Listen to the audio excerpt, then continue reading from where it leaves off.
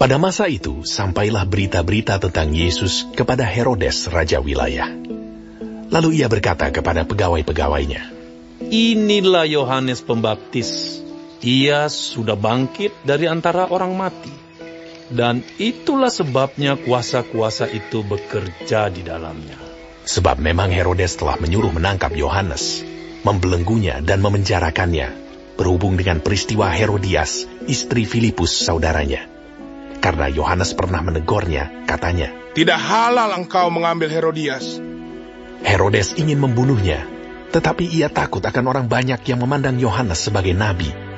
Tetapi pada hari ulang tahun Herodes, menarilah anak perempuan Herodias di tengah-tengah mereka dan menyukakan hati Herodes, sehingga Herodes bersumpah akan memberikan kepadanya apa saja yang dimintanya. Maka setelah dihasut oleh ibunya, anak perempuan itu berkata, "Berikanlah aku di sini kepala Yohanes Pembaptis di sebuah talam." Lalu sedihlah hati raja. Tetapi karena sumpahnya dan karena tamu-tamunya, diperintahkannya juga untuk memberikannya. Disuruhnya memenggal kepala Yohanes di penjara.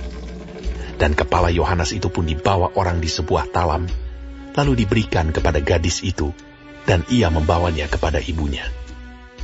Kemudian datanglah murid-murid Yohanes Pembaptis mengambil mayatnya dan menguburkannya. Lalu pergilah mereka memberitahukannya kepada Yesus. Setelah Yesus mendengar berita itu, menyingkirlah ia dari situ, dan hendak mengasingkan diri dengan perahu ke tempat yang sunyi. Tetapi orang banyak mendengarnya, dan mengikuti dia dengan mengambil jalan darat dari kota-kota mereka.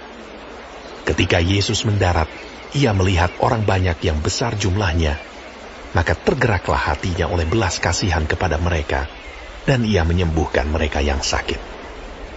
Menjelang malam, murid-muridnya datang kepadanya dan berkata, "Tempat ini sunyi, dan hari sudah mulai malam. Suruhlah orang banyak itu pergi, supaya mereka dapat membeli makanan di desa-desa." Tetapi Yesus berkata kepada mereka, "Tidak perlu mereka pergi. Kamu harus memberi mereka makan."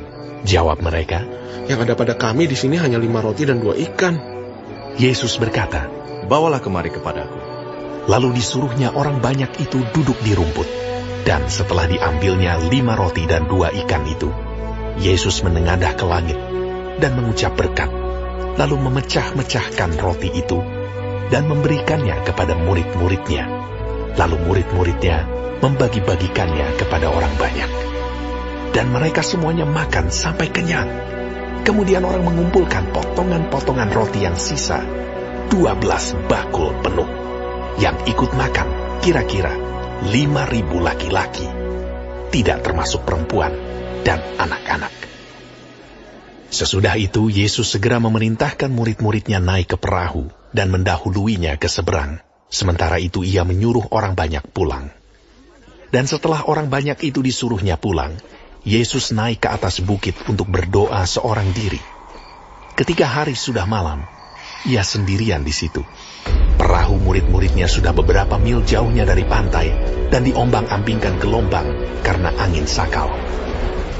Kira-kira jam 3 malam, datanglah Yesus kepada mereka, berjalan di atas air. Ketika murid-muridnya melihat dia berjalan di atas air, mereka terkejut dan berseru, "Itu hantu!" Lalu berteriak-teriak karena takut.